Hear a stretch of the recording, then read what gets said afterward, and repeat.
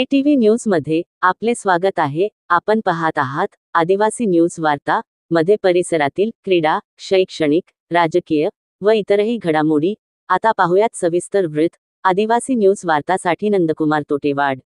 बुलेटिनच्या सुरुवातीलाच एक महत्त्वाची बातमी पाहूयात। ऑनर किलिंगच्या घटनेनं नांदेड जिल्हा हा हादरून गेलाय। पित्यानंच आपल्या पोटच्या मुलीची आणि तिच्या प्रियकराची हत्या करून मृतदेह 40 फूट खोल विहिरीमध्ये फेकल्याची धक्कादायक घटना समोर आली। नांदेड जिल्ह्यातल्या उमरी तालुक्यातील कोळेगाव इथं हा धक्कादायक प्रकार घडलेला आहे। हत्या करून आरोपी पित्याने स्वतःहून पोलीस ठाण्यामध्ये हजर राहून या घटनेची माहिती दिली आहे। दरम्यान पोलिसांनी गावकऱ्यांच्या मदतीने मुलीचा मृतदेह विहिरीतून बाहेर काढलाय, तर मुलाचा शोध हा सध्या सुरू आहे। संजीवनी कमळे आणि लखन भंडारे अशी या मृतांची नावे आहेत।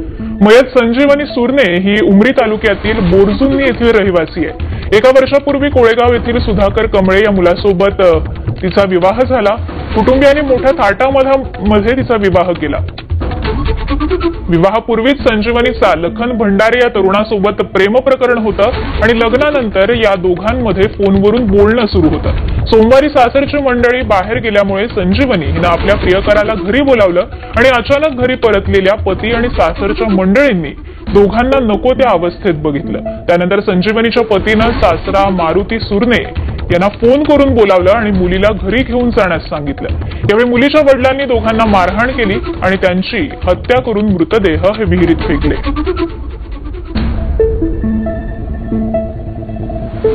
त्यामुळे ऑनर किलिंगच्या घटनेमुळे नांदेड जिल्हा संपूर्णपणे हादरून गेलेला आहे।